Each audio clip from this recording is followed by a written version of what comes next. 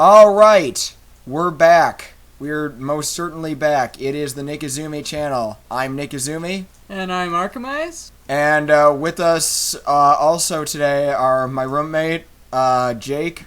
Hello. And noted Asian Cultural Affairs Advisor, Black Hayate. Hey! Want some dope? Can you use that? Yeah, we're gonna use it. We'll use that. And welcome to the most requested review that the podcast has ever done. It is time for Evangelion 2.22. You can, parentheses, not, in parentheses, advance.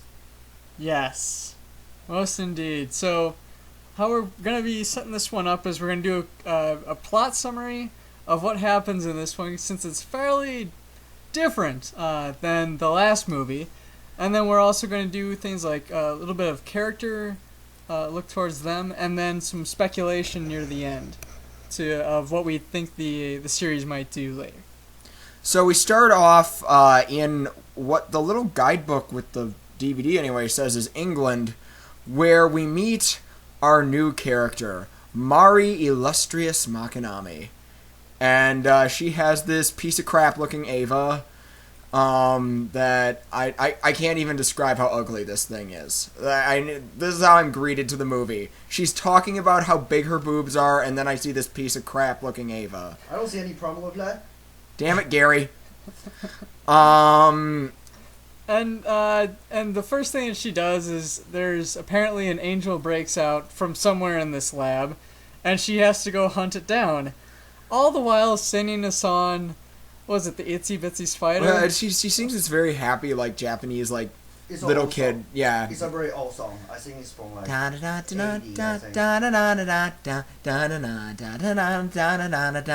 One-two punch, you know, things like that. Very, very Genki. Yeah.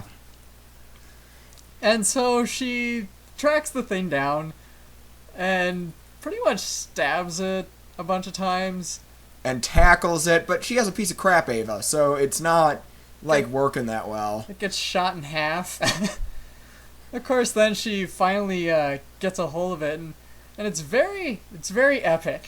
Honestly, yeah. Like, this is the first 5 minutes of the movie. She's doing really well with her piece of crap Ava.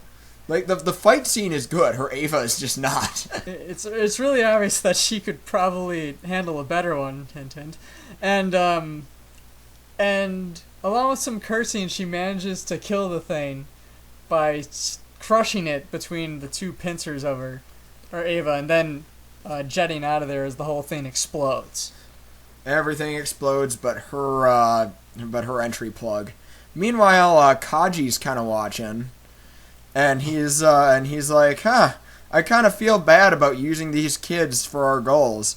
And then meanwhile, Mari gets out of the pod, and she's like, man, I kind of feel bad using adults for my goals. And then we cut to the titles. Yep. And right away we get a very familiar shot from the series of Gendo and Shinji going through to a graveyard to visit the grave of Yui Ikari, Gendo's wife, Shinji's mother. And it's still a very powerful scene. There's a lot going on there. As we noted while we were watching, like, the two of them, they're talking to each other. Shinji got his back to his dad, and they're actually both looking opposite directions. There's like a point of that, is that they still are not on good terms with each other. Also, when the hover jet thing comes down to pick Gendo up, Rei is inside, and she sees them having this conversation. And I don't recall Rei being there in the TV version. I might be wrong on this. I didn't actually check the episode, but... Yeah, I don't remember myself. And then we cut to... I believe the next scene was Misato and Shinji driving back from this. And an angel shows up. And we get this fantastic aerial ballet of Unit 2 arriving on the scene. The debut that the Asuka of the TV series would have always wanted shows up here, and she's spinning, and she's twirling and shooting, and she steals something from the Gunbuster playbook. Lightning kick! Noriko would be so proud. Mm-hmm. And she manages to take out this angel all by herself, which is something we'll probably talk a little bit more at later on when we get to characters. Is how big a deal that is. And so when she finally lands, she greets the rest of the team, Misato, Shinji, and Rei. And to the surprise of anyone who watched the TV series, she is Captain Asuka Langley Shikinami. Yep. Not Langley Soryu. Changed her last name, and there was a comment, we watched this with the commentary as well, that there is no big deal made about her being German in this series, much to Tiffany Grant's dismay. They mentioned that she's part of the European Air Force, weirdly, but that's it. That's all we get. So, along with Asuka coming back to the scene, we also get Kaji returning from this foray, wherever he went, to visit Gendo and bring him a suitcase with a thing inside it. The Key of Nebuchadnezzar! And it looks like a little skeletal person with a big old head. Yeah, it's weird. And we don't know much about it. Just that something Gendo wanted and Kaji got for him. And it's in the place of the weird little fetus thing that they called Adam in the TV series. So that's kind of weird. And then we get the scene where Asuka shows up at Misato's apartment, is pretty much trying to kick out Shinji, thinking that she's completely replacing him. And it's just kind of fun times ensue. It's really funny. Like, unlike the last movie, this movie is funny. There's a lot of levity in this one, which I enjoyed. Then we pretty much end that scene at nighttime with Asuka talking to her doll. And those that remember the series remember that she had a doll and will probably know the significance of that. But with this movie, it really sets up that she has some problems right away. A lot more crazy, because, like, Asuka is always confident pretty early on in the series. This is almost right out of the gate. There she is with the doll. You don't need them! You're better than them! And then she's like, yeah, doll! You tell him, doll! Say it like it is! So, and then we get some more stuff happens. One thing we did note in these couple scenes is that we get to see a lot more people in this city. We get people commuting to work, the trains are running on time, planes are flying around. It actually looks like people live here, which is pretty groovy. Yeah, because, it might have been production costs in the TV series, as many things were that, they just couldn't animate so many people walking around. But it always felt like this town was empty anyway, and so why was it important? Here, we've got people walking around, going to work, cleanup crews we often see after the facts. Cleaning up all the Ava mess. I really liked little things like that. That was cool. Though as much as this town gets torn up, I'm surprised that people still live here. Well, I mean, if you have the government job cleaning up Ava wreckage, you're set for a while. You're set for life. 401k? Nice. Then following that up, we get Fuyutsuki and Gendo decide to take a little trip to the moon, which is big in Evangelion territory. But only because of some things that happened later in the TV series. Specifically, I don't know, some references to a black and white moon in the movie End of Evangelion, the Lance of Longinus getting chucked into the moon's orbit, and what do you know? There's a lance-looking thing that some ships that look like Char's counterattack spaceships are dragging along. There's a big red splotch across the moon. There's also a giant humanoid figure with a little kid sitting on top. It's Kaoru with no spacesuit and no shirt, just sitting in space. And what's he say? As he sees Gendo and Fuyutsuki's ship fly by, he's just like, "It's nice to meet you, father." What? What? We're going to have a couple of those moments in this show. There's a lot of things that they're definitely setting up for later. Hopefully they'll explain it. Maybe not. He's sitting on something that Gendo and Fuyutsuki call the Mark VI, which is apparently the next generation of Evas, and we keep getting all these hints at this thing. But from what we can tell, there's armor being put on what looks like Adam from the first series, except it has a big hole in its face. Yeah, so that pretty much wraps up that scene. It's kind of, I won't say it's out of left field, but it's definitely something we didn't see before. It's one of those spit your coffee out on the person in front of you kind of scenes. Mm-hmm. And then we get to go back down to Earth, where Kaji's invited the Eva pilots to check out a water treatment plant. Now, as you might remember, we mentioned that all the water that we see is red, which isn't fully explained until now, where we get this water treatment plant that's actually turning the red water back into blue, which is a pretty neat thing, and some more fun shenanigans take place. There's some serious undertones, like they talk about animals that can only live in a place like that, and Ray says that they're like her. But at the same time, you get all these really funny scenes of, like, the decontamination of the kids as they come in, and it's just funny to see their reactions. And Pen Pen, the king of the penguins. Yeah, Pen Pen is, like, talking to the penguin, like, it's really funny. And then they have a nice little picnic there.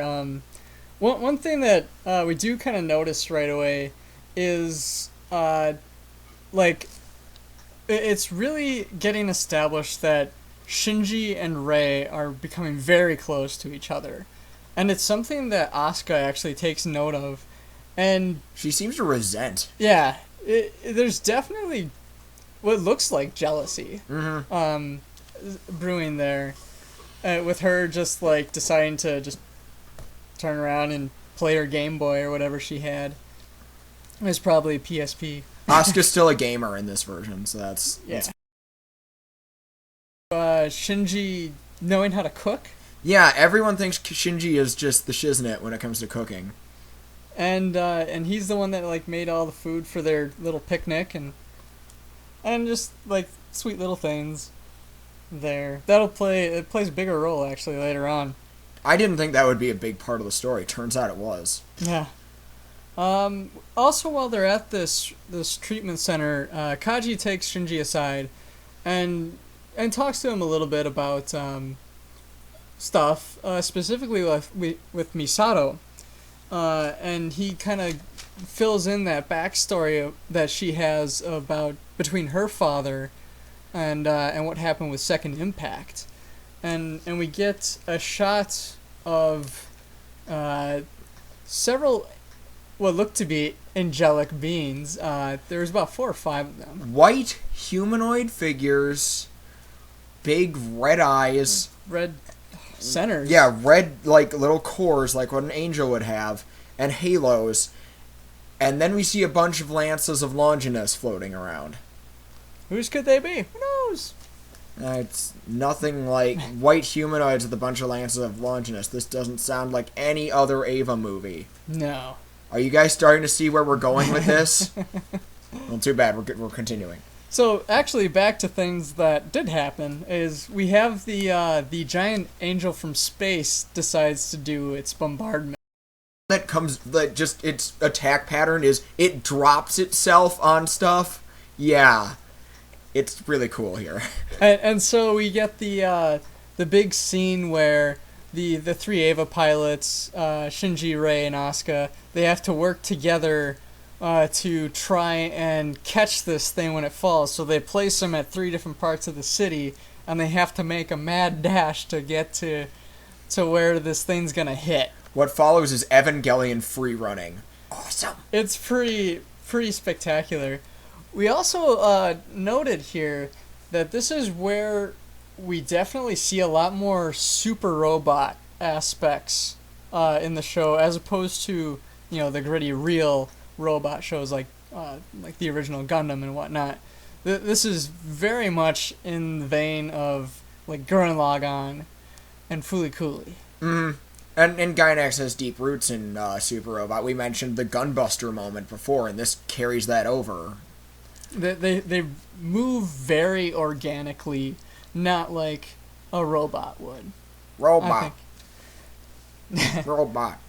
And so, again, lots of running, sprinting, very, very beautiful.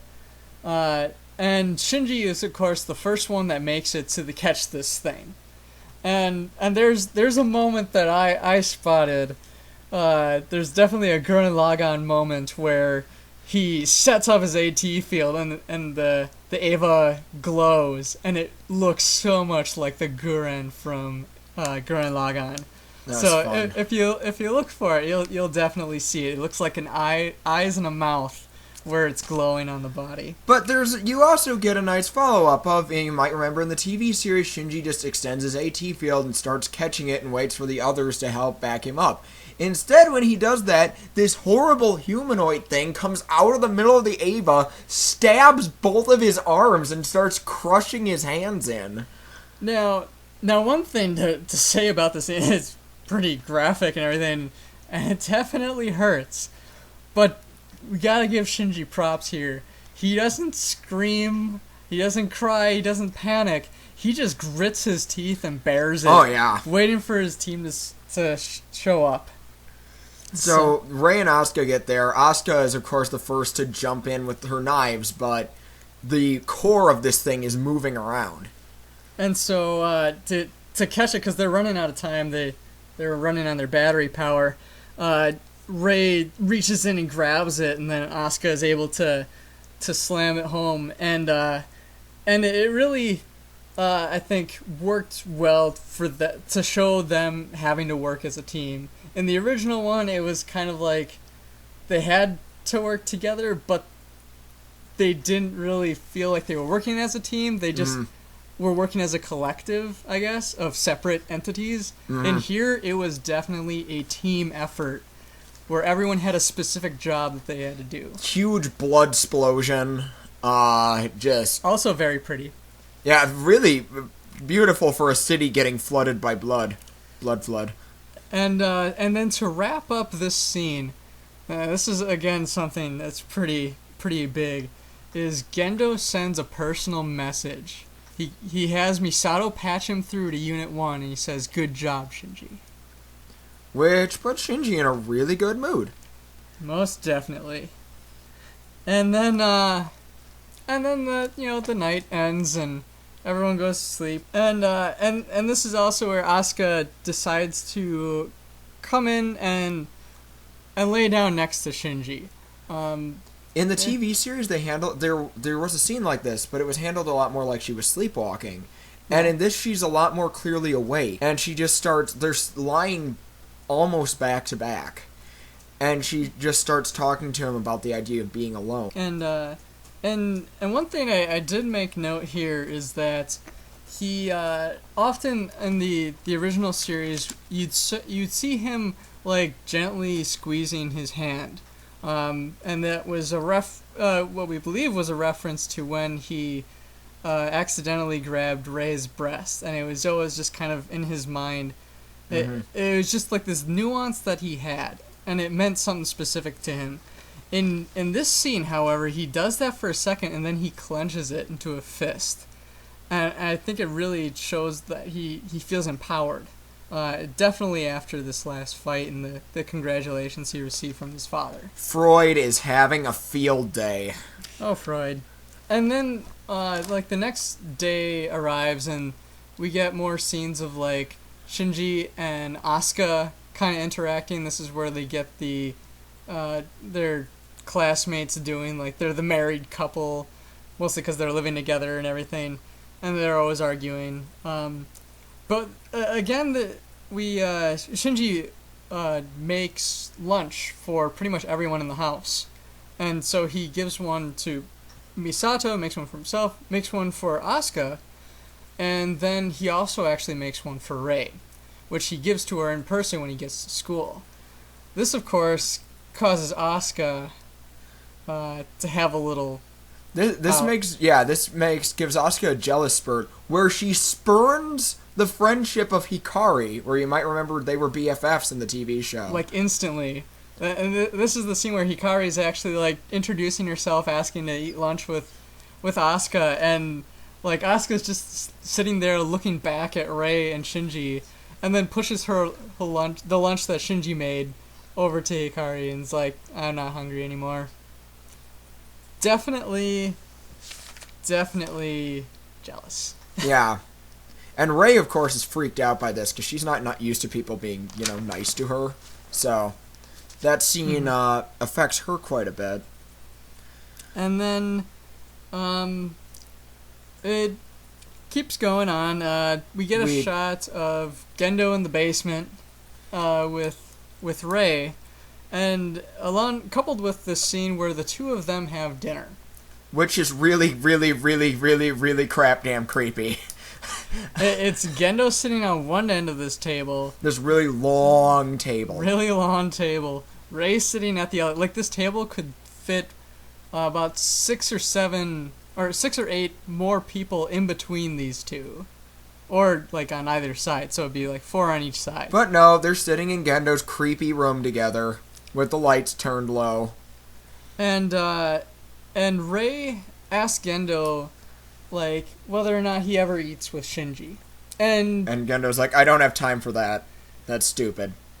And then, throwing subtlety to the wind, they decide that we kind of get into Gendo's perspective, and he's looking at Rei, and then all of a sudden he sees his wife Yue, which definitely has some implications that those that watch the series will probably be in tune with. Freud!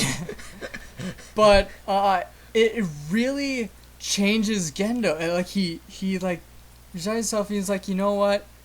Yeah, I'll have dinner with you guys. And this is, like, unheard of. So Rei decides she's gonna learn to cook so she can host a dinner for everybody. And when I say everybody, it's not just Shinji and Gendo, because she wants them together, because those are the only two people that really register as people to her. But it's also, she wants Misato there, and I believe Ritsuko gets an invite. She even invites Asuka. She addresses it to the pilot of Unit 2, but she does address Asuka. And so that's a very interesting development in the show. Also, an interesting development is we get Shinji sitting out on the roof of the school building, and who would show up other than Mari? Parachuting in, running right into him. And we actually get this really interesting shot of, we're not sure who's on top initially, and we get a shot of profile of someone's face. And we made a note that, man, Mari looks like Shinji without her glasses. When her glasses come off and her bangs hang down, she has, like, almost the same facial structure as Shinji, which is kind of creepy. Though the rest of the show kind of has similar things, which we'll probably get into later. There's some implications there, yeah. And it's at this time, Mari, she's like, calls somebody up on the phone. We don't know actually who she's talking to. And just kind of shooting the breeze, and it sounds like she's really sounding like a spy. Mm-hmm. Much like Kaji. And how funny, they were introduced at the same time, too. Hint, hint. I don't know. And she hands back Shinji's cassette player, which he's always had. And one thing that we noted, it would often, whenever we saw this thing, it would alternate between, like, tracks 25 and 26 and then start going backwards. This time, it switched to a track 27. This is new. This is very new. It's so subtle and tiny, but it's different. Creepy scene. And she starts sniffing Shinji like, you smell good. Like LCL. My favorite smell. I never want to sound like that ever again. Ew. Mari is definitely a creepy, crazy person. Crazy! And to follow that up, poor Shinji, he goes down into the down to Nerve, runs into Kaji, and Kaji, like, he has a little bromance moment there where he's just kind of messing with Shinji. He, like, gets right up to his face, and he's like, It's like, is he gonna kiss him? Is he gonna kiss him? Yeah. Again, a lot of humor in this movie. Yeah. But he doesn't. He doesn't. Instead, he takes Shinji out to his, I believe it was watermelon patches in the original. I think it was still watermelon. It's still watermelons here. But for some reason, they're next to the big nerve pyramid. In this case, it's like a giant hillside farm that they have going, whereas in the original, it was kind of this little place tucked away that Kaji had that no one else really knew about. This one's right on the hillside across from the big pyramid, so everyone knows it. There's a pathway that goes through it and everything, and everyone's always going by it. And they have a really long conversation there. Next shot, we have Rei and Asuka actually seeing both of their attempts to learn how to cook, which is really interesting. Rei is covered with cuts. And Band-Aids. And yeah. Asuka also cuts herself. It's one of those things where I'm not a big fan of pilot, ex-pilot, Ava relationships, honestly, but it's very clear what they're trying to do with this series. I mean, she's really trying to get Shinji's attention, and she's insulting him as she makes the food, despite that she's obviously doing it for him. A call goes into Nerve, and Unit 4, which was being tested in America, has disappeared completely, which leads to some over 14 fan service, which was surprisingly tastefully done of Misato getting out of the bath. Now, to point out, like, the rest of the fan service in this episode is not of Misato. It's of Asuka, mostly. Yeah. The 14-year-old. I don't see any problem with that. Gary! This is why we can't have nice things. Oh well. But anyway, and then Unit 3 was being shipped because America doesn't want it anymore. It's like, take it, please, quick. Get that thing out of here. So they ship it out of what looks like Nevada or Utah. And one thing that we noted about this, and I believe it was in the original series, is how they transport Evas. Is they have them on these, like, cross things, where they have it pretty much looking like they're crucified. Crucify it and carry it underneath a plane like that. That's both aerodynamic and tasteful. Tasteful, yes. And a couple more things develop. We find out that Toji's sister is actually okay. Toji's one of the friends that plays basketball, punched Shinji in the first movie. Mm-hmm. In the original series, he had a sister that we kept hearing was in the hospital, and we never really saw her or heard if she got better. In this one, we find out that she actually got better just as Unit 3's arriving. We even get to see her better. Yeah, we actually get a shot of her. Mm. Along with Unit 3 arriving, it turns out Unit 2 actually has to get put in storage. There's this rule that they say that they can only have... The Vatican Accord or something like that. Yeah, they can only have 3 active Eva units at a given time, just because a country would become too powerful if they had all of them going. And because Unit 2 is the European one, it's the oddball out. And so poor Asuka's Eva Unit 2 gets put into storage, a la Magma Diver. Magma Diver!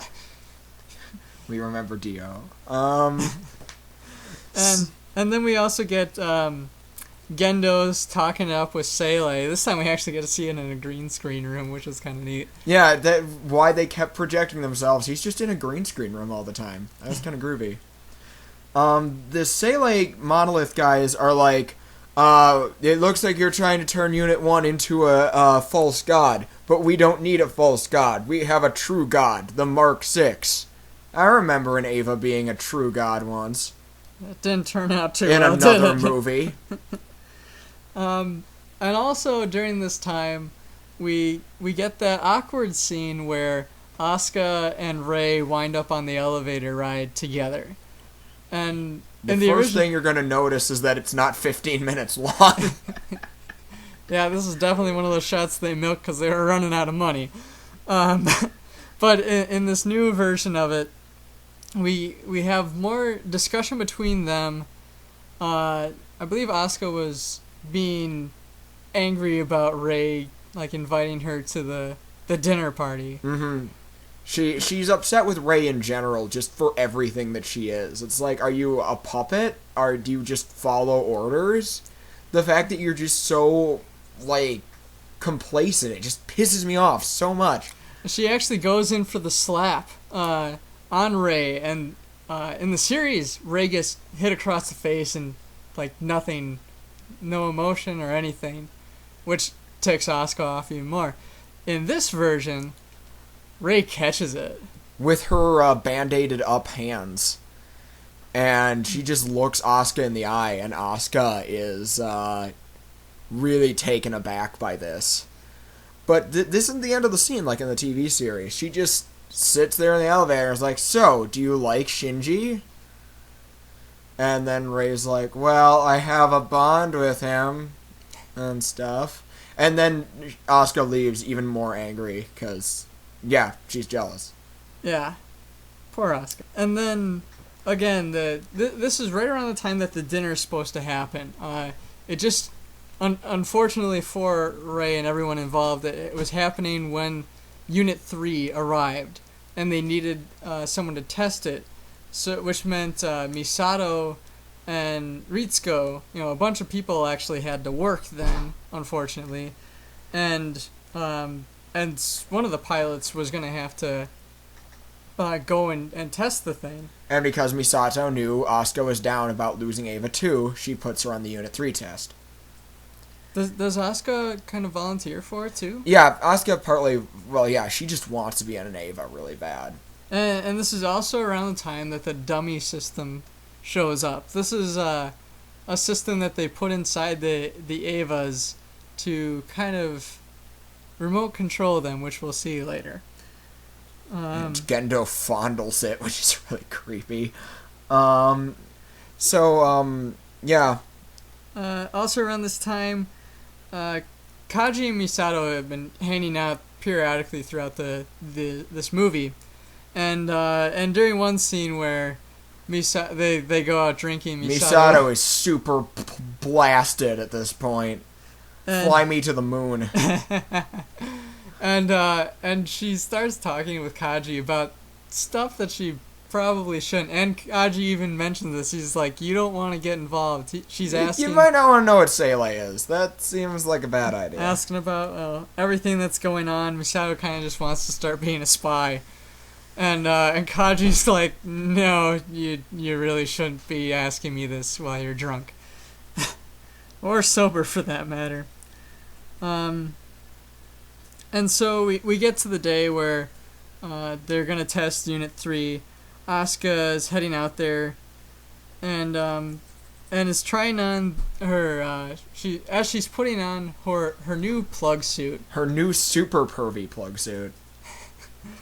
Which she actually makes a comment of in the dialogue, which I think is Gynax pointing a finger at everyone that's made the pervy, like, hug pillows and all that perverted stuff. Every piece of Eva merchandise that makes me ashamed to be a fan of this series, basically. Then again, they designed this themselves, and if you haven't seen this plug suit, I'll put it to you this way. It only covers what it absolutely legally has to. And even then, we're not sure. It's low cut in some areas. Yeah. No problem with that. It's all good. Gary! What? Crap damn it, Gary. Oh well. That's what an Asian's for. And so, but while she's putting on this perverted suit, she decides to call up Misato, and she just starts talking to her. Which she even says like she's never really done before. Yeah, she just opens up, and it's a very believable I am an insecure teenager moment. And it's really heartwarming, actually. Like, she just goes on, and we can kind of tell she doesn't necessarily mean everything she says. She's like, I like being alone anyway, and I don't want to go to their dinner party if I wasn't going to be having fun there or whatever. And Misato's like, no, that's not true. Yeah, she even says, like, you're a sweet girl, Asuka, you know. There's a lot left in life that you don't even know about yet. Come on, you're gonna be okay. And it's a very, like I said, heartwarming conversation.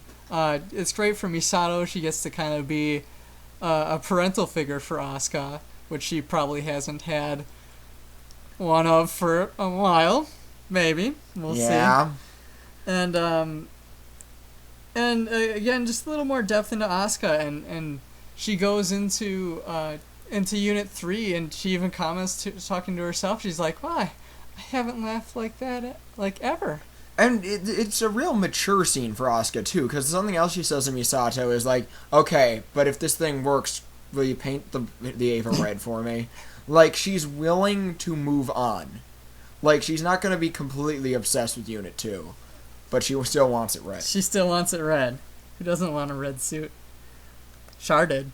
3 times faster. 3 times faster. Put a horn on and everything. Also works on a real human. Also works on a real human. That's true. If you want this product, please call 1-888 and get Char. So as she starts up Unit 3, it starts going nice and everything, starts going normal, and then the thing starts fritzing out. And then there's laughing, and then Asuka has sparkly wings, and then the Beast music starts playing. Yeah. So immediately everyone gets called. We see that the pilot suit is the plug is getting contaminated by an angel. The plug won't eject. The test site exploded, and dinner is canceled. We have everyone getting calls. Gendo, who was on his way to it, presumably in a limo, gets spun around and heads back to Nerve. We have Shinji getting called in. And Unit 0 is still being repaired, so Shinji's the only one who can go out. And it's much like the TV series. We have okay, there's the angel. That looks like an Ava. Nope, angel. Come on. And fight it. And do you remember when he finds out? Around the time they notice that they try to eject the entry plug and it won't go out, and Shinji has this realization that it's Asuka inside of it. Around the time that the entry plug comes out, I want to say. Yeah. For some reason that scene is just like not all clicking, but I know he figures out that it's Asuka, and at that point he just refuses to fight. Which is unfortunate because the Ava Unit 3, now Angel Unit 3, has Mr. Fantastic arms and proceeds to start strangling Unit 1 and slamming it into rocks. And it's about this time, everyone's panicking, and Gendo just kind of stops the show and he's like, Shinji, why aren't you fighting? He's like, no, I'm not gonna kill Asuka. This is bull. You can't make me do it. And of course, Gendo, in his very Gendo style, he's like, I don't have time for this. Activate the dummy system. The dummy system in this version is really freaking scary. As you remember in the original, just the idea of it was really violating and and creepy in that the bestial form of the Ava takes control and the pilot has no say over it. But this is worse. In this version, the screen blacks out. Shinji can't see anything. And this giant thing comes up from the back of the cockpit and like latches. It looks like a person at first, honestly. It's like got like arms that come down and like this face thing, and it locks its hands over the top of Shinji's. Like locking his hands in place, I'm pretty sure. Mm-hmm. And then this faceplate comes up in front of him. Like, just a couple inches in front of his face, and it just says, like, the dummy system. I think it has a smiley face, yeah, too. it's like, dummy system. And it is just like, not only can he not see because the cameras aren't working, but he can't see because this thing is right in his face. And then it proceeds to go to town on Unit 3. Much like the TV series, Unit 3 just starts getting ripped apart. Now, I mean, as an upgrade, when Shinji does try to stop it from strangling him, it just grows more arms. Mm-hmm. But this just gives the dummy system Unit 1 more to rip apart. It's ripping limbs asunder, it's biting its face off. Intestines fly. Blood and violence! The thing that was really cool, though, at least because I like juxtaposition of music and things that are on screen, is that they have another one of those like old school Japanese folk songs playing, or like what looks children like singing. Yeah, like children singing. Let's be friends tomorrow. Da da da da da da da. You know, really, really soft and sweet, and it's about friendship, which is so. And it ends with until we meet again, and it's just Shinji is ripping Asuka apart, and it's and we end the scene. Those that remember the series, he crushed the entry plug in his hand, like the dummy system did, and he could see that. And this one, again, he can't see anything, but there's a moment where the suit kind of stops, and what it is it's got the plug, the entry plug in its teeth. And then it bites down. You hear Shinji, what's that sound? Yeah. And you actually hear Asuka scream.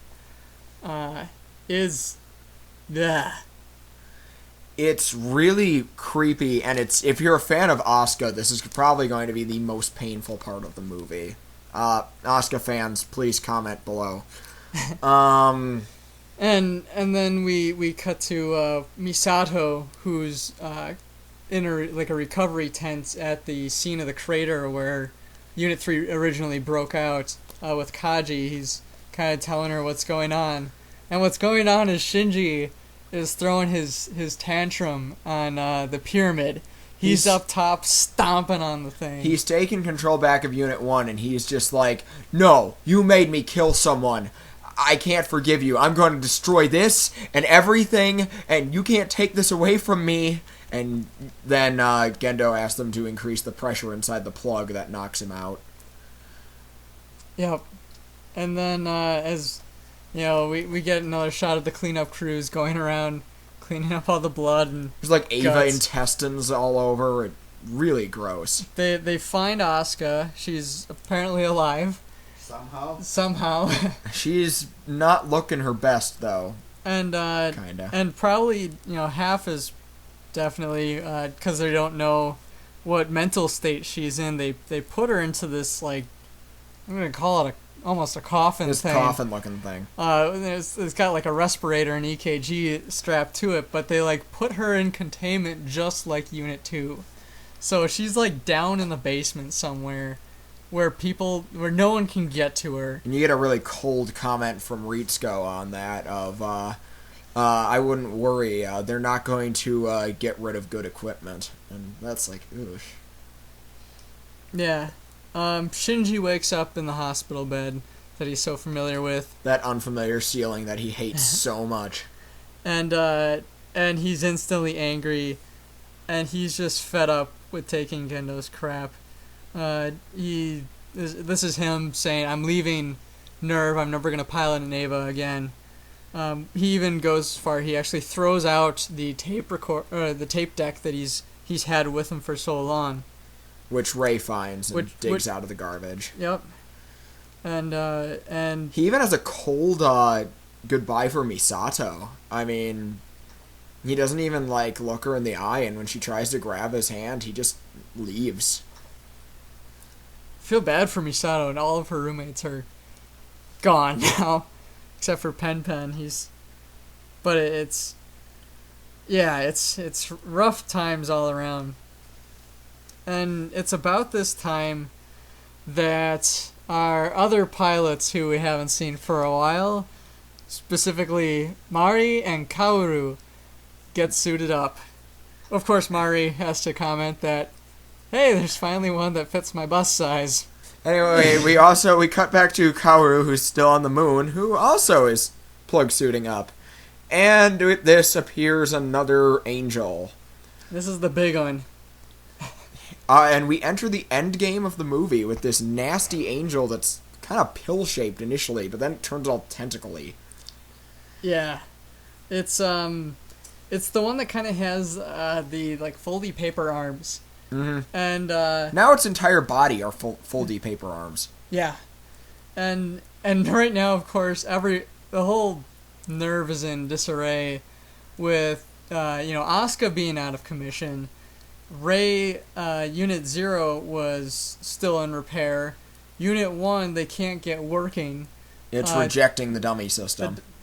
Because Shinji's not there. And so they're kind of like running out of options. And then Marie actually goes down into the basement, unlocks Unit 2, and rolls it out. How she got in there, we don't know.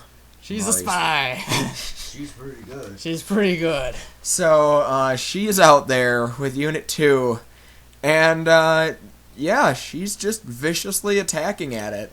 And it's very reminiscent of the scene with Asuka during this fight. It's the same angel that Asuka had her, like, one-on-one fight with for the first time, where she just, grabbed guns and just started unloading on it. And Marie starts with the very same strategy with 2 SMGs just, like, shooting everything.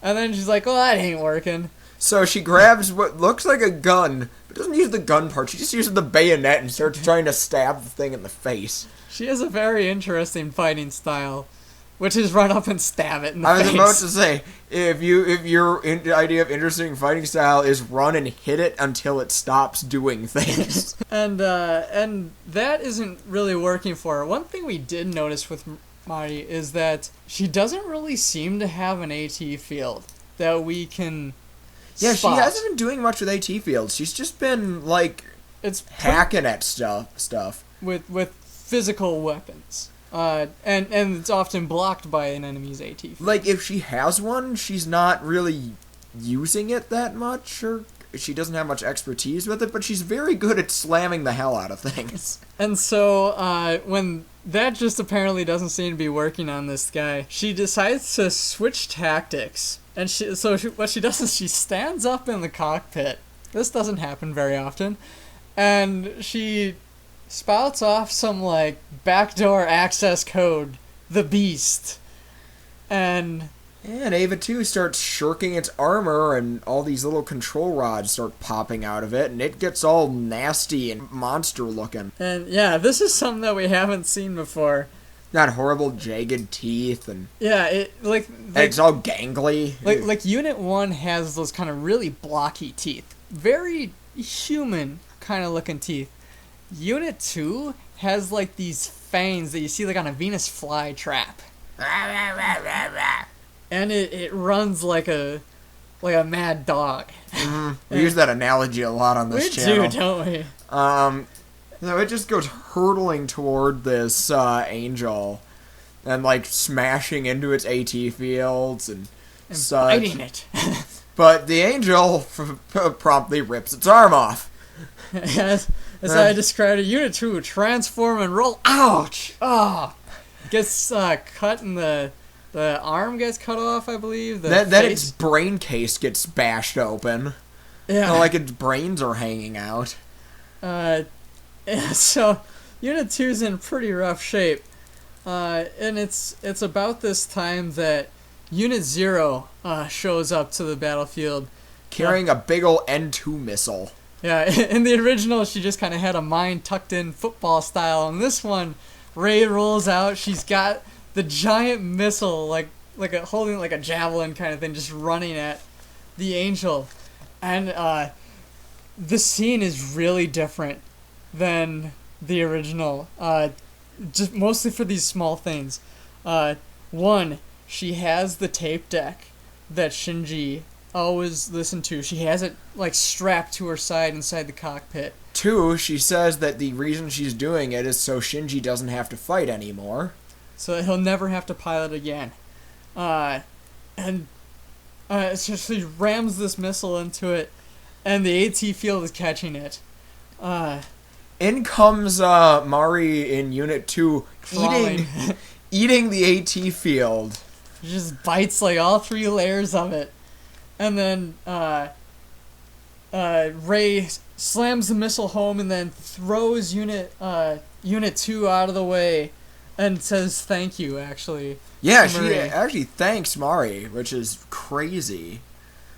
Yeah. But the angel has a little shielding that it puts over its core. And it explodes. Big bada boom.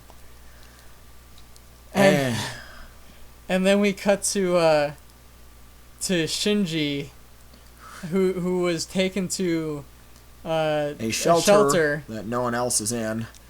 and we have Unit 2 crashing through with its head kind of just crashes into this place. Its brains are spilling out the side of its face. And Mari's just like, she's talking through it, and it's like, oh hey, fancy meeting you here. Hey, there's stuff going on out there. We could probably use you. What a time to be sitting on your... Hey, you mopey. She kind of just picks at him, but like... And then picks him up. And then picks him out. She's like, dude, you gotta come and see this, come on. And so she takes him out to the battlefield, which has just been devastated by this bomb. And we have Unit 0 sitting there, like, just utterly scorched. And the smoke clears, and the angel is still intact. And then it goes off fully coolly. A mouth emerges, goes up, bites, rips off. Well, It doesn't even basically rip, bites from the knees up. of Unit 0. It's just gone, and then Spits out the helmet. Spits out the helmet. It's kind of comical in how horrible. Yeah, it's Evil Dead-ish almost. Yeah. And then the angel's body starts morphing into almost like a naked Ray. With kind of this weird top thing where like all those papery type tendril things kind of form this shoulder. Kind of a poncho, yeah. Over the top of this naked body, and The signal become Unit 0, I believe. Yeah, the signal become there's everyone in we forgot to mention. Well, that hasn't happened yet, has it? No, it hasn't happened yet. Oh, okay. Well, they're noticing that the wave pattern is shifting so that it's gonna match Unit 0's wavelength, which is a big deal in that the self-destruct mechanism inside Nerve's HQ will only work if it recognizes that angels are close by, and if it looks like Unit 0, it's like, oh, it's just Unit 0. So You don't need to blow up. So Shinji, finally realizing that a man's got to do what a man's got to do, goes running toward Nerve. The Nerve pyramid gets blowed up real good. Oh yeah. And we've got Gendo up in the console trying to get the dummy system to work on Unit 1 again, and he even comments after rejection again, why is Yui rejecting me? Symbolism!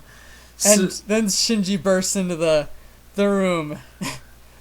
And it's not the same Shinji we normally have. It's not, can I please pilot it? It's like, Dad, I'm piloting this thing now, because I'm its pilot. That's frickin' why. There we go. And this, actually, even Gendo is taken aback by this. He's like, what? Whoa. Who is this guy? And so Shinji hops in, and we cut back to the control room where Misato and Ritsuko and all the bridge bunnies, half of them are guys. We're equal opportunity bridge bunnies. The angel breaks into the room right through the front panel. Like, its Misato is eye to eye with it. She's sitting there holding the cross close to her chest, and it's getting ready to fire, and then, pow! Boom goes the dynamite. Shinji plows through, punches the thing right in the face. And it's just epic. And he drags it into the next room where the unit's storage was, where Gendo is actually hanging out. and there's this great shot where the angel shoots off the arm of Unit 1, and it just splashes blood across the wall where Gendo is, and in fact across half of Gendo's body. And it doesn't even look like he blinked. He's just like... He doesn't even flinch, he just, splash, you got blood on me. Yeah, I'm Gendo. Been out. So, like, in the TV series, Shinji slammed the angel into the catapult and asked him to launch him back up out of, out of nerve. Out of nerve, yeah. And he, in the series, they decided not to do this in the movie, which is kind of unfortunate, but this whole scene is epic. In the series, he actually, like, slams this thing across the wall as it's launching, so it's, like, being dragged. And this whole scene has been turned up to 11. But they still turn it up higher. Yes. Even when you think it's not going to, because Shinji's bashing at it outside, and then the power wears out. And even Shinji's like, you've got to be kidding me. And just when it looks like the angel is just going to rip him a new one, it's Berserk time. But a new version of Berserk time. You have this quiet moment, and then Shinji's like, no, I'm getting Rei back now. And his eyes turn red. And the glowing green spots on the Eva turn red. And I even made the comment when we see this scene, he looks so much like Simone from Gurren Lagann when Simone really gets going. Mm-hmm. Just angry, mad, going crazy. He's got something he wants. He's going for it. And so he launches the angel, like, all the way across the screen. He actually, his arm, as we mentioned, got shot off. And in the TV series, he would ripped off one of the tendrils and attached it and became this human appendage. In here, boom, he has an AT field that forms into the shape of an arm. And now he's using angel powers, because he shoots a beam like Ramiel shot in the last movie. Then he shoots eye lasers like what this angel's been shooting at him the whole time. And just sending his AT field is like these blocks that just ram into the thing. It's, again, awesome.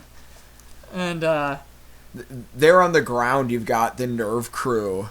And Ritsuko and Ibuki, the computer chick, who amazingly has Wi-Fi. Yeah, I was going to say Wi-Fi still works at Nerve. Is like, no, it's like, this is bad, he's going to get contaminated. And Misato's like, no, Shinji, go for it. Get what you want. And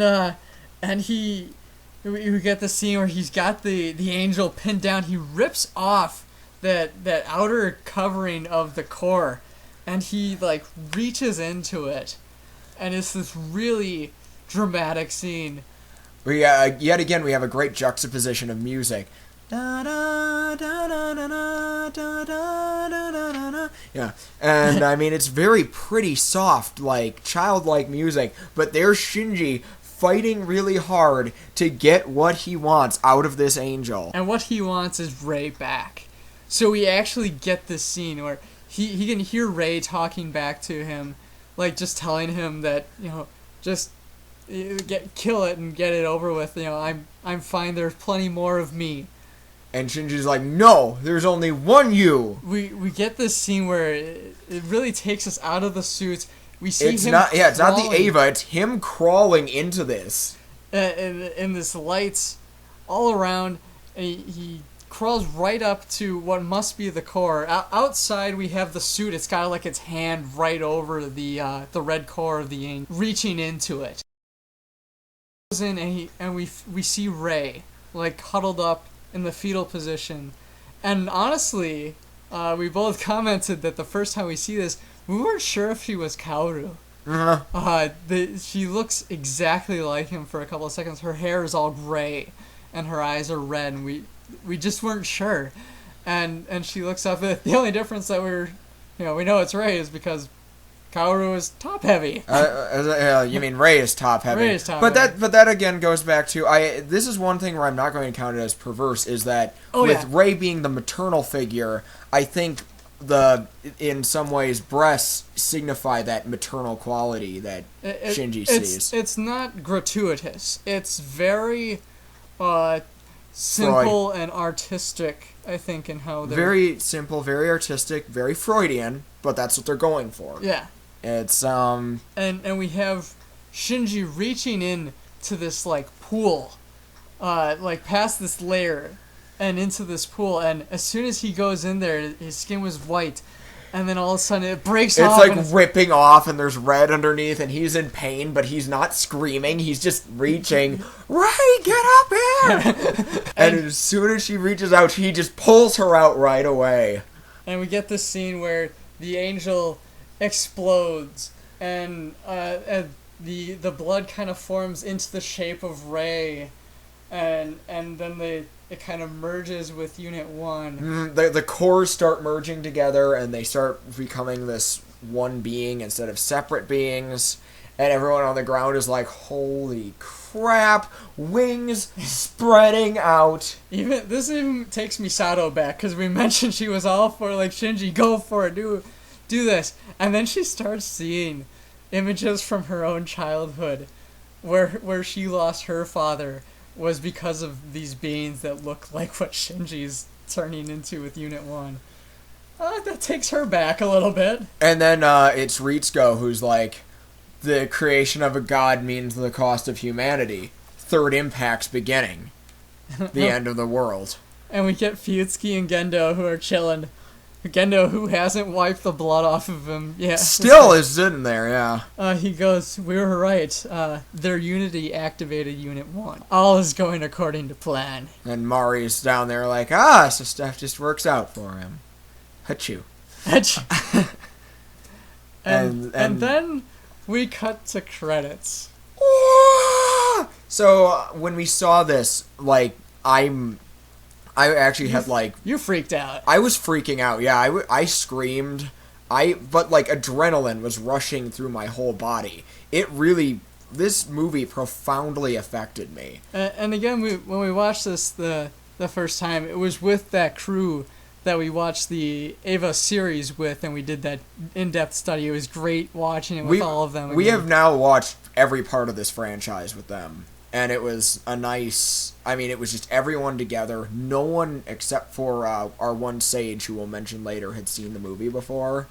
And we were just all reacting at the same points. And everyone's just taken aback by this. And we didn't think it could get any crazier. Those of us that stayed to watch all the credits, a couple left because they didn't want spoilers for the next one, because the preview happens at the end. But we cut back, and... it wasn't the preview waiting for us. It wasn't the preview waiting for us. Down from the heavens comes... Kiri Yamato. No, that was the different review. That's the other review, okay. A lance of Longinus spears Unit 1. Right through the core. And who would show up other than Kaoru and the Mark 6? Which is looking suspiciously like a different suit that we saw. It's looking like a Ava Unit 1 painted blue, but with Gurren Lagann glasses on. I'm serious. The True God looks a lot like Unit 1. Sounds like another movie. So we close that with him saying, Shinji, this time I promise you I'll show you true happiness. Da-da-da! And then we cut to the preview of the next episode. We'll talk about that with anticipation. So there we have the movie, and... in a nutshell. Definitely not the same one we were looking at. We got a really divergent path here, but there's so many references back to the other series, as if, I don't know if they're intentional references, or if this is some meta thing. Should we get controversial right away? Let's talk about characters and then go into our hypotheses. Okay, so let's look at some changes. Let's start with Shinji? What? Shinji seems to have taken a dosage of every other Gainax character, apparently. He definitely has. And even, like we said, we watched this with commentary afterwards, too, and we got Spike Spencer talking about how there wasn't as much crying. He didn't have to do it. I think there was one scene of crying in this movie. They manned up Shinji. Yeah, Shinji definitely has been drinking some gar juice. and Can I get Gar juice? no, Oh. they don't sell that unless they call it balls. I've heard good stuff about that. Woo! But yeah, he doesn't whine. He's people are respecting him. Like, They respect his ability to cook. his ability to fight. Mm-hmm. We don't have that moment like we did in the series where he gets kind of full of himself and is like, well, a man's got to do, what a woman can't. Yeah, he's really proud of himself, but he's not being a dick about it. It's really... And again, with the compliments he gets from his father, and everybody else, and he was definitely looking forward to that dinner. Though I don't think he knew Gendo was going to be there. I don't think he realized that. But he mentions to Rei during the rescue scene, and we forgot to mention that he thanks her for trying to bring them together. So I think he figured it was going to be something like that. But yeah, he thanks her, but he's like, it would never work. He's definitely not on good terms with his father, as we were kind of hoping for, honestly. Yeah. We were really pushing for that, and so was, I think, Rei. You know what else I just realized, like right now as we're recording this? In these movies, I don't think Shinji has used his cello at all. No. He has never even taken out the cello, which was such a big part of his trying to define who he was in the TV series. He hasn't even touched it. Yeah, there's really not much more to say. It's definitely a different Shinji. As I mentioned, there's moments where he almost felt like Simone from Gurren Lagann. And he doesn't get the chance to mope. Like, something always comes in to prevent him from moping. And a part of that is, like we mentioned, that this is we have a lot more humor in this movie. And I think it's just them enjoying time together that really helps solidify his relationships. A little levity doesn't hurt. Show that levity is definitely necessary for. So, I don't think we can really talk about Shinji without talking about... I want to go right into Mari. Okay, I was thinking the same thing, actually. Now, when we actually discussed this a little bit, because we don't know a lot about Mari. Brand new character. Crazy as all get out, as far as we can tell. But how she interacts with Shinji is a very interesting way. Because Shinji's the only character she's directly interacted with. Yeah. Like, she doesn't talk to the other Nerve personnel. Because she's a spy. She hasn't, even, met Rei or Asuka. It's just her kind of going around doing her thing, and then she just keeps running into Shinji, which seems to confuse even her. Yeah. And this is a very interesting moment.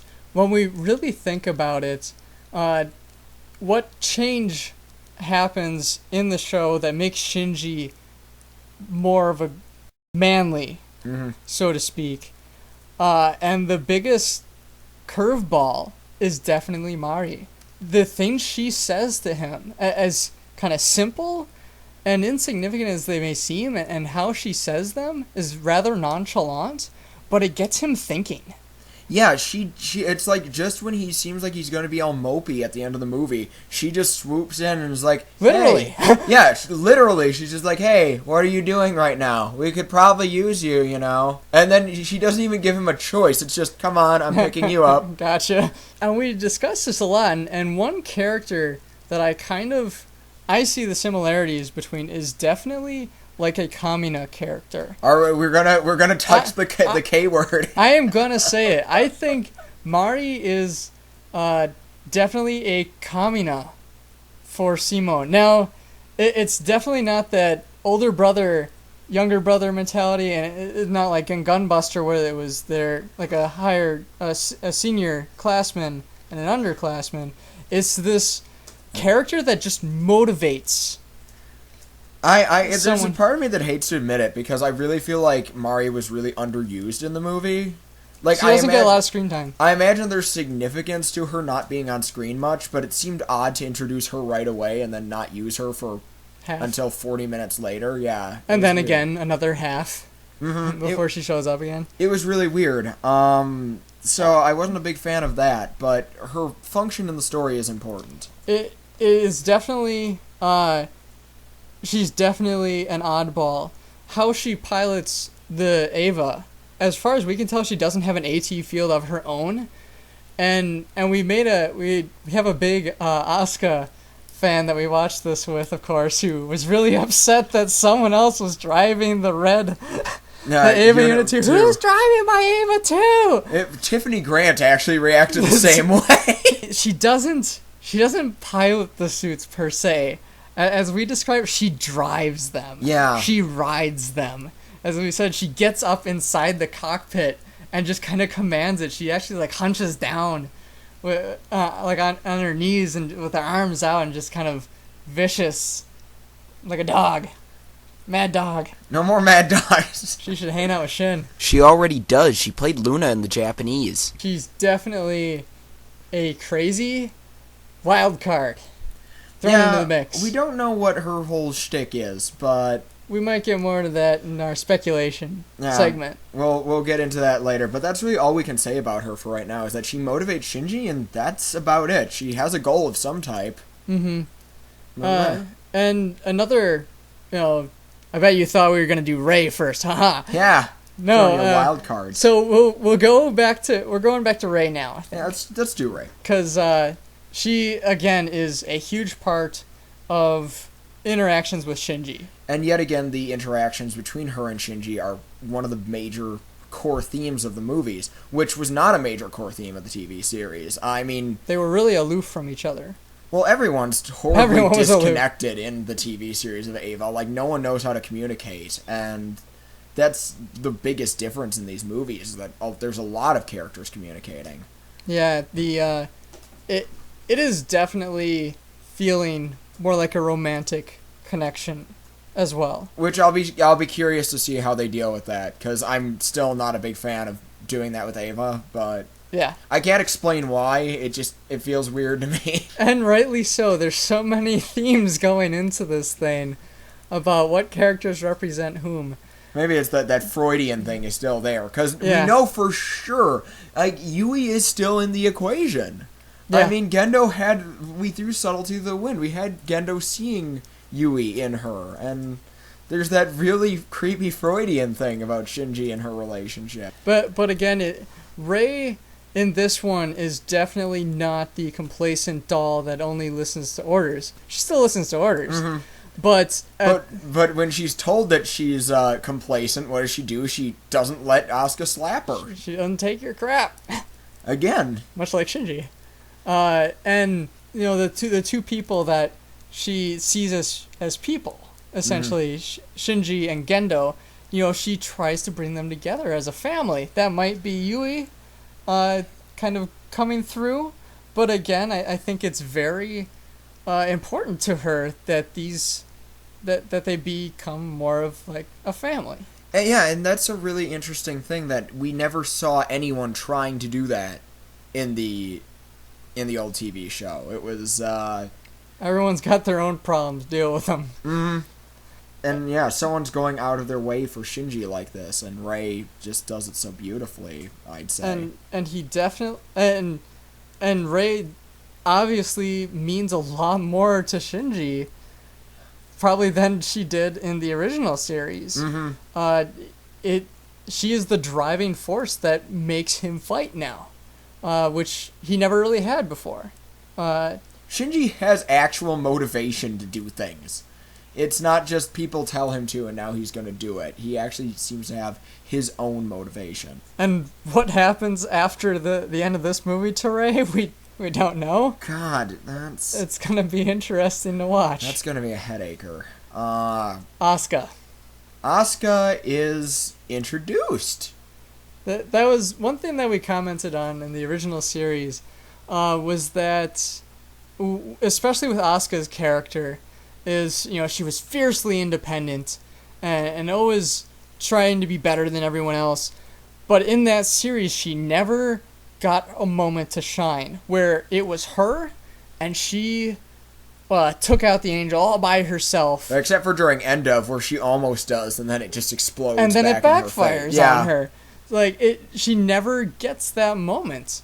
And in this one, that's how she shows up. Yeah, totally out of the gates. She hasn't even met anyone yet, but that's her first impression. Unit 0 maybe launched a few minutes after. It was all her barreling through the sky, taking out this angel. And it's definitely the introduction that Asuka from the series would have wanted. It was the debut. Yeah, it was exactly the debut that she wanted. She talks about wanting in the TV series, and we see a lot of. She adds a lot to the comedy scenes. Yeah. And the fan service. And the fan service, which I know that there's that big Ava demographic that just love the Asuka and Rei. But it's just, when they're in their school uniforms, they really look like small children. And that just makes me uncomfortable. But, it's a good point. The fan service is actually, a lot of focus is on Asuka's character. The scene, the comical scene where we get, initially we had Shinji bursting out of the bathroom because a pen startled him and he's running out, he's naked and everything, and Misato sees him. We get a redo of that, but with Asuka this time. With Asuka, who gets a straw to cover her top. Yeah. And then, of course, Shinji, who was cooking at the time, he's always doing that in this episode, turns around, sees her, of course, and then she punts him in the face, like heel to the face kind of kick, and calls him a pervert, of course. Mm-hmm. But again, the one thing we noted is that the sailor uniforms themselves are some of the least sexualized sailor suits that we see in anime. They are very plain and realistic. Their skirts go down to their knees. Yeah. Yeah, that's it's a weird contrast there. I guess getting away from the aesthetics of Asuka, which we get a lot of in this movie, but there's a lot of weird changes to her that we didn't see coming. We mentioned that she's not BFFs with Hikari. She has no interest in Kaji. Yeah, that was a big thing that even Tiffany Grant noticed. It's like, have you seen his butt? I adore Tiffany Grant, who actually helped me plug this channel once. Several times. She is a very fantastic voice actress, and she is a huge fangirl. And when you hear her talk about this show, every time she gets excited, that is legitimately Tiffany Grant getting excited about her character. And it really showed in her performance in this one. She really was back in the English dub doing really nicely. Mm-hmm. Apart from that, like we mentioned, she's very envious and jealous of the relationship she sees between Shinji and Rei, and definitely, I think, wants to be part of that. Like we mentioned, the one time she actually goes into Shinji's room, sleeps down next to him, mm-hmm. and just sits there kind of talking to him. And the cooking, like she mm-hmm. tries cooking herself, as a way to probably make lunch for someone. It's really weird to have Asuka using now your name is Stupid Shinji, more as a term of endearment rather than. It's very heavily implied that this is an affectionate thing, not an insulting thing. Yeah. And the conversation that she has with Misato, I think it really comes to a front where she realizes something about herself just because she has an open discussion with someone who I think she's definitely seen as someone that she can talk to. Mm-hmm. That she's... The only other person that she had before was, as far as we could tell, was that doll. Which was creepy. And was probably we don't know if it was a reference to her mother like it was in the original series. I'm hoping that it is, but... probably is. And it hasn't been explicitly stated, but I think she's either definitely seen Misato maybe more as a big sister. I was going to say, there's definitely a sisterly vibe between the two this time. Yeah. And what little screen time they get together, it's great. Because, and Misato, she said it in the TV series, and I think it carries over here. She's not good for the paternal thing, but she's very good at this, big sisterly figure, and she teases Asuka and plays with her, and it's something that Asuka kind of needed. Yeah. And I think that's part of why it's even more heartbreaking when she gets, put in the corner, for lack of a better term. Put in the coffin. Yeah. Is the better term. Oh. Speaking of Misato, I think she's definitely... We're getting a different side of her, I think. Mm-hmm. Like we said, she actually does spend a lot of time with Kaji. Though, like in the series, that was highly sexualized. Like, they were having sex frequently. Yeah. And there's no question of that. There's no question of that. And here, if it is happening, we're not being told, which I'm kind of all right with. Well, I was about to say, but with these movies and their timing, yeah, and their goals, they're the steel bat of subtlety. I don't think they would skimp out if they wanted us to know that, or if they felt we needed to know that. They would have hit us over the head rather hard with it by now. Fully Cooley style. Yeah. That was not meant as a Gynax reference, but I'm happy that it is one. And so they're definitely have a relationship together. As we mentioned, like, she gets really drunk as talking to him and opening up to him, and knows that he knows what's going on more than she does. And but again, I think she's just a very strong character. But I'm really interested in how it's going to play out when now that she's seen that Unit 1 is looking a lot like the angels that took her own father away. Yeah, I want to know how this is going to play into her relationship with Shinji, because so far in these movies, the big thing that I noticed from her and a lot of the other adults is that she's acting more responsible. I mean, yeah, she's still getting completely wasted and passing out with her penguin, which Reina couldn't make it, but she wanted me to pass along that she thought that was the best part of the movie. But, I mean, she's actually looking after these kids and doing more than just trying to confront them when they obviously have issues and trying to deal with it early on. I don't think we really have a scene of her, like, having to drag anybody around. Mm-hmm. I think she actually matches the mood of the pilots at the same time. Like, when they're doing testing in the plug suit, she's actually sitting backwards in a rolly chair, just spinning around. She's just as bored as everyone else. It's really fun, but it will be interesting to see how this all affects her now that she's seen Unit 1 for what it is. Gendo. Ba-now. Aw, baby. So Gendo is definitely a different Gendo, but at the same time, the same Gendo. He still seems like he's going to relentlessly pursue whatever it is that he's, after. He's still a man that has his goals, but it seems like he's more willing to open up. Yeah. To others. I mean, even Rey. Sitting down and having dinner with Rey in the first place. He says "let's eat" at one point in the TV series, and you never see any more of that. But it looked like he was almost trying to have a regular dinner with her, no matter how creepy it was. Silverware and everything. And no candlelight, so that'd be too Freudian. Too creepy. But he does, it doesn't take much. Rey is just like, come on, can't we have dinner with everybody? And then he's like, yeah, okay. After he sees Yui's face. I can't imagine old Gendo doing that. No. I just can't. Old Gendo was very dead set on, no fun time. Mm-hmm. I have my objective, and I can't do anything until it's accomplished.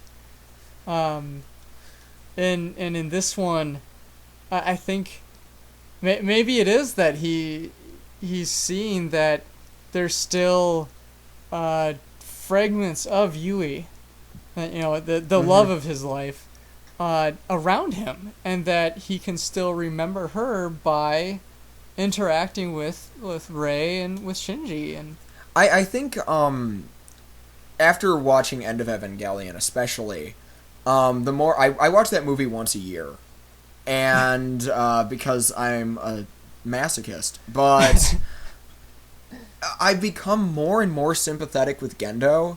And initially I wasn't sure how I felt about that, but like the more you see of him, and it's true with a lot of characters in Eva, he's a very human character at the end of the day.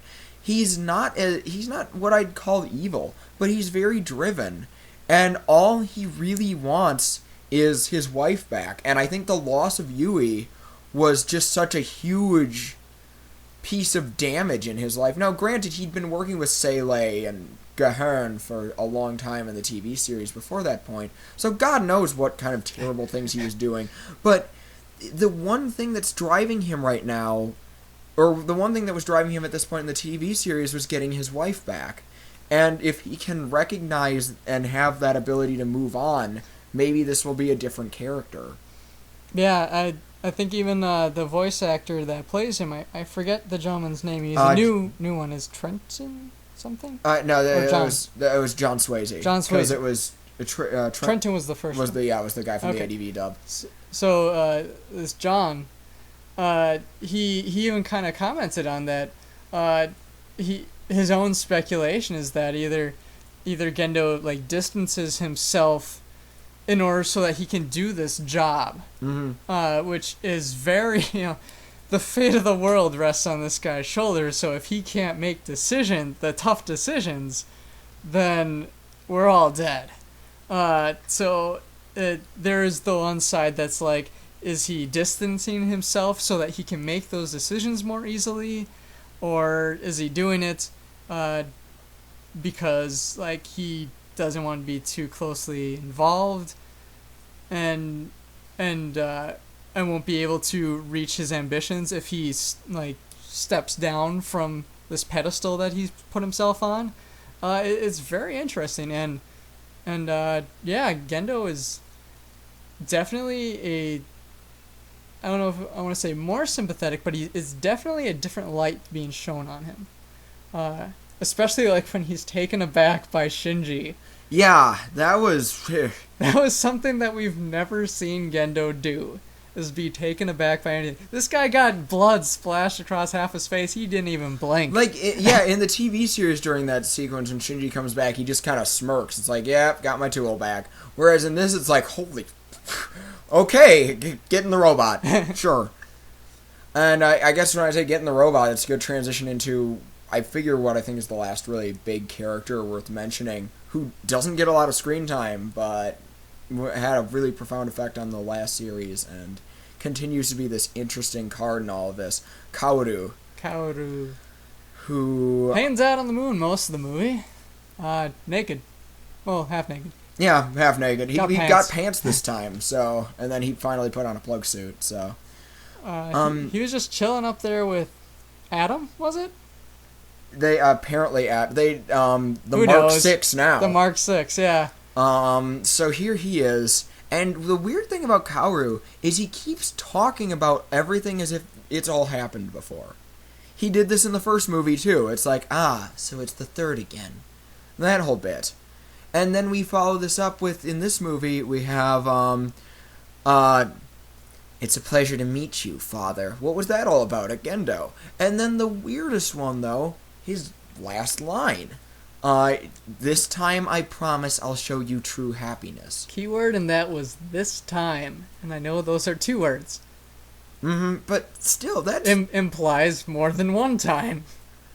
Which will probably definitely lead into our speculation bit. So here we go. This is where we're going to get controversial. Speculation of Evangelion. 2.22. You cannot, you can, parentheses, not, and parentheses, advance.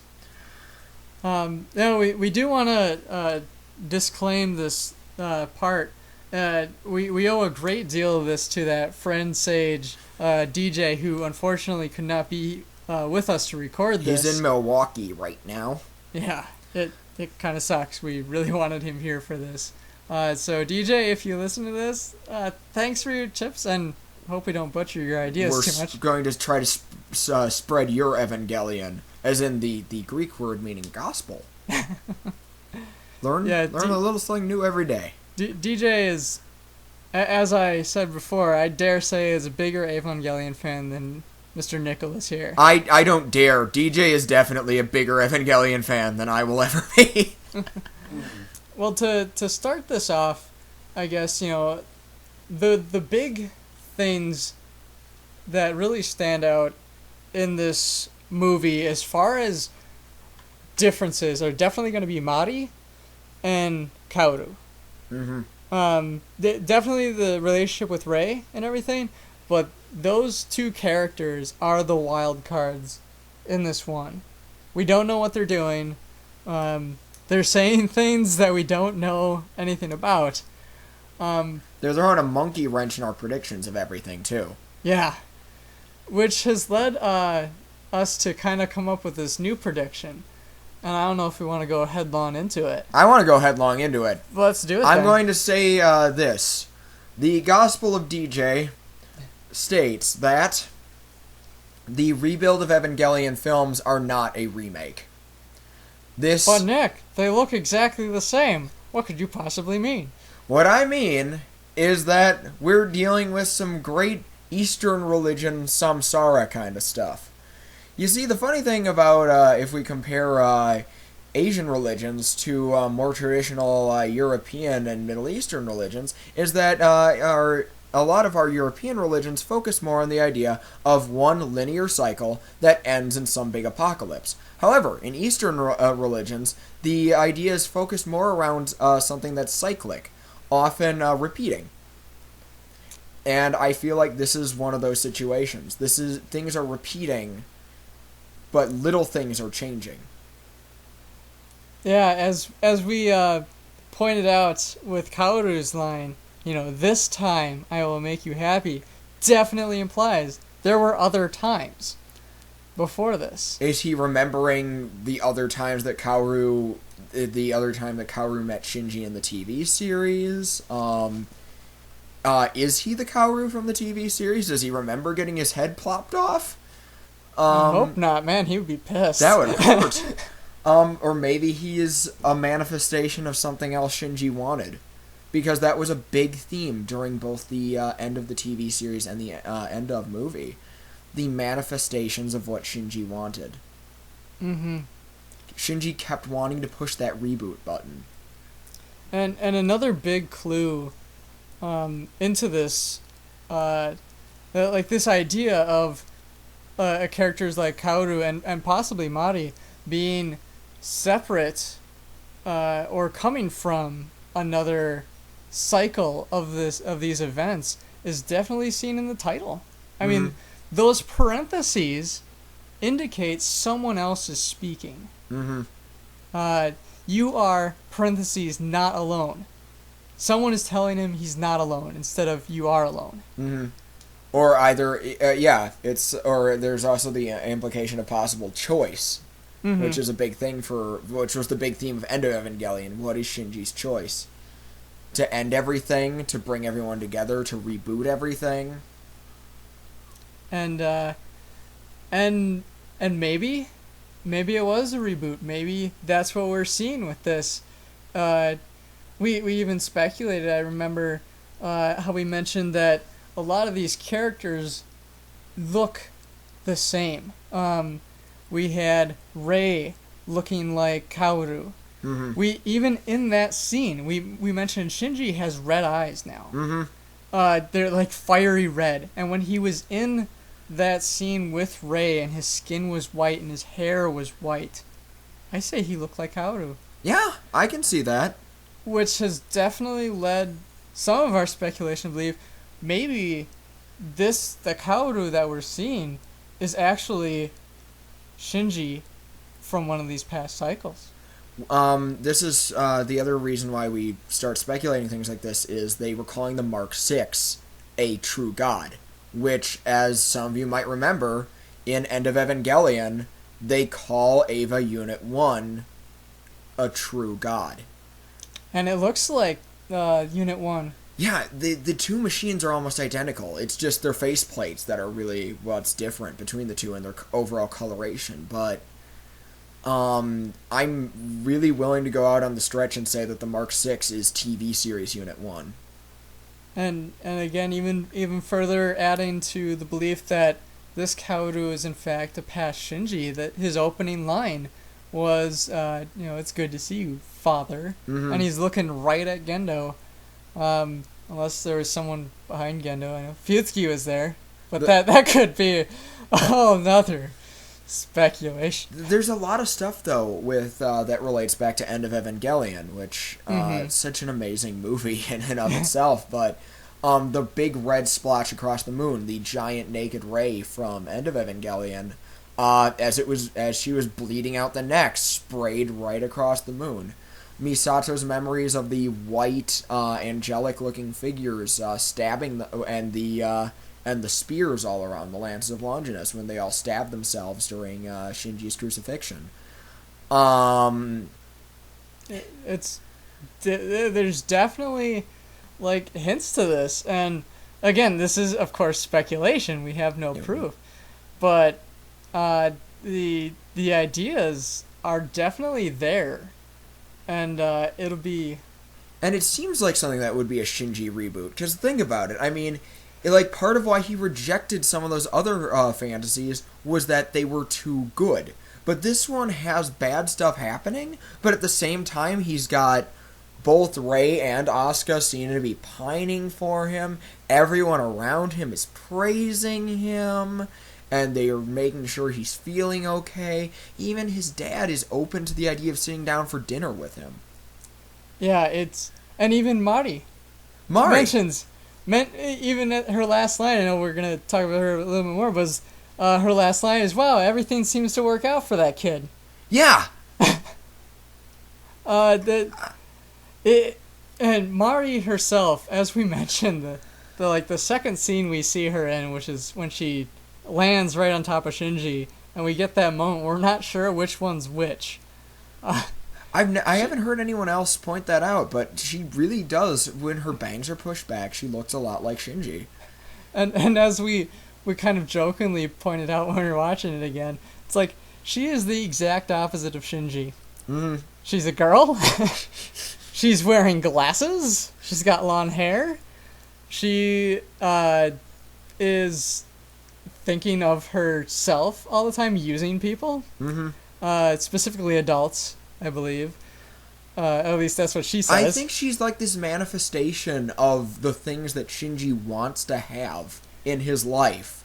Like, she is this influence that he wants to have in his life, but he wouldn't own up to that he wants to have in his life, you know? Which is kind of where I came in with the Kamina thing, is, the thing that pushed Simone over the edge in Gurren Lagann, that got him to do anything, was this guy sitting behind him, just cheering him on, saying the right words to him. And Shinji's always been more comfortable, it seems anyway, like he's always been more comfortable around girls for some reason. So, okay. He's got a lot of them that he hangs out with. So here's this hot chick who's, who's thinks I smell nice. Thinks he smells nice. She's kind of crazy. Like, she's kind of crazy, and I bet, and again, this is me reading into the character, but I think Shinji knows he's a little crazy, but she's embracing her crazy, and she can just go into situations and just fight it.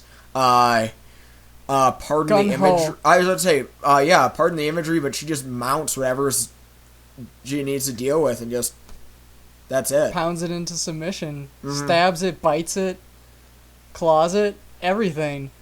And as we mentioned earlier, when she shows up and pretty much enters Shinji's life, that tape player that he always has, it always cycles between like track 25 and track 26. Finally switches to track 27. What track is this? We don't know. Exactly. Have we ever known what's on that disc? I don't know, or that tape. But it's definitely symbolic of something new is happening, something different. The next step. You are breaking that cycle. The other thing that I noticed, and not many people have pointed out, but I think is very interesting, is that we've never had that little marker on the back of the Evangalion 2015. Mm. And I don't know if that's maybe another sign of maybe we're not where we think we are. It's familiar, but it's not familiar. There's a lot that we can speculate on, of course. Yep. That kind of what you guys talking about, like this is an auto cycle. It kind of remind me of you guys not very familiar with the game Blaze Blue, the storyline. The pretty much the storyline of the first Blaze Blue, Calamity Trigger. I forgot how it's pronounced. Calamity Trigger. Calamity Trigger. The character, every time it'll end at this point, and the character Rachel will bring everything back to 400, back to like this many years ago, and it will recycle again. Yeah. Then so Rachel will be the character that knows everything that she sees it so many times and see how many times how many times like this whole thing have happened, like all the they form black these have to kill that blah blah blah, they redo everything, and what happened in the true route is because the main character Ragnar make the different decision of when he make a decision that so the story will keep going, they don't have to reboot again.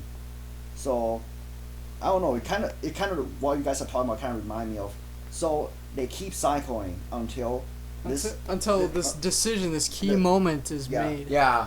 Then they keep going, and which is what happened. Then the Calamity.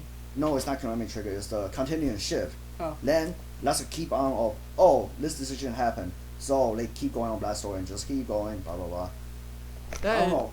It's a very interesting storyline to do with more than just like 2 weeks at the end of the summer. Yeah, no kidding. I really hope that that's the case. Partly because I really don't like the idea of making the original series irrelevant, and the claims that some parties have made that now that there's this pretty clean computerized version, we don't need the old one, and that profoundly hurts me. But yeah, I think I don't think Anno would do that. Mm-hmm. I think so many people have sent him hate mail on the first one, of course. Mm-hmm. But at the same time, I think he knows that at its core, that is exactly the series that he wanted to put out when he did.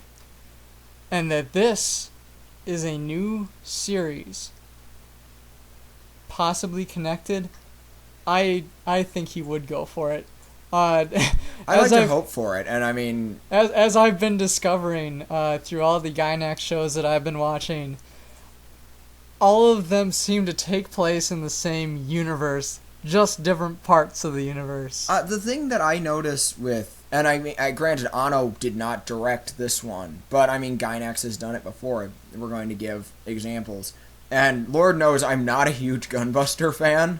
I don't share as much of the Gunbuster fandom, but it reminds me of kind of Diebuster in that you don't. It's this pretty CG'd thing, and initially it's not quite clear how it could possibly be a sequel to Gunbuster, and then that ending just ties it all together so beautifully. Yeah, I just admitted something in Diebuster was beautiful. Yeah, and now it's on the internet. I think that's all right. But yeah, it ties things in very nicely, and I'd like to see that same thing, that same kind of feeling. Yeah, I think you can definitely pull it off. The thing with it though, we got 2 movies left, and this one ends pretty much where this series ends, where it was about to end. I mean, there was maybe 2-3 episodes left after this part, and then the end of. There was not much left in the original series that was coming after this point, if you can even put it on a similar timeline, in that this one last angel has been defeated. And Now, Kaoru shows up. Let's say, yeah, now if we go by, I guess we could get into some speculation about the future. We did get a short trailer. Yes. For Evangelion Theatrical Edition Q. For? The Quickening. There can only be one, Nick. Or, That should totally be the don't you mean tagline. there can, or there, Parentheses. there parentheses can and parentheses be only one. That way there be only one. There be only one. So it will either be Highlander or Pirates. No. So they make a sword out of an AT field. That'd be pretty sweet.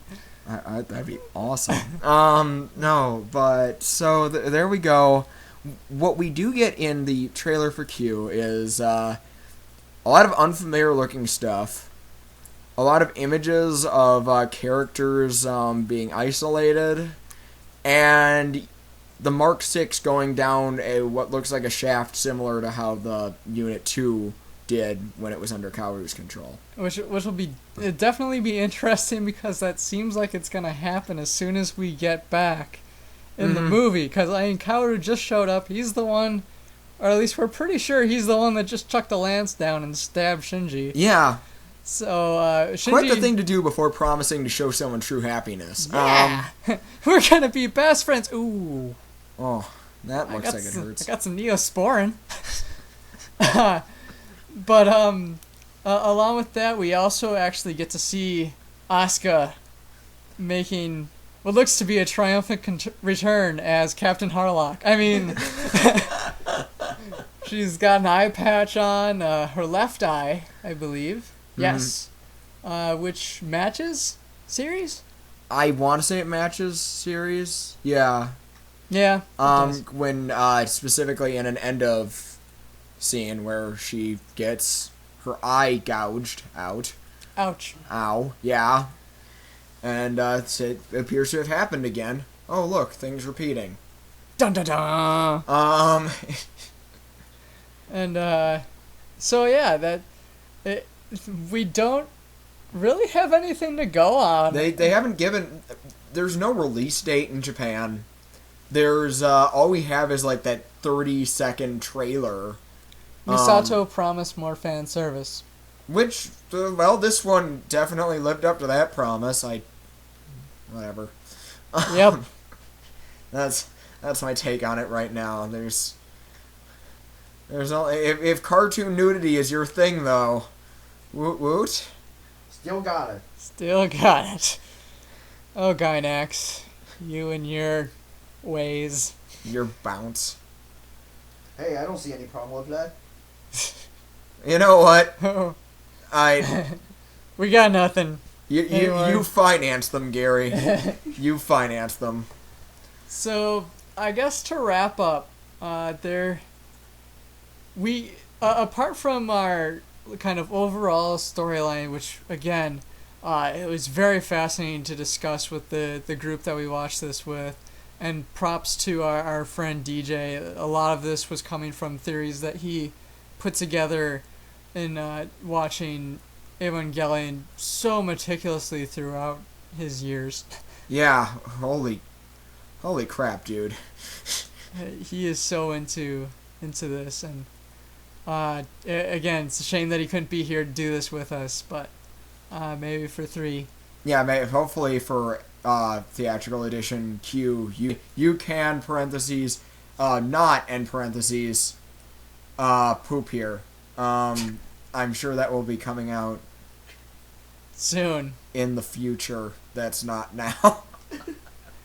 Hopefully, it'll come out stateside in a fairly quick fashion. Here's the question: what's gonna come out first, Evangelion 3 or Unicorn 4? Unicorn 4. Okay, we'll just go with Unicorn 4. All right.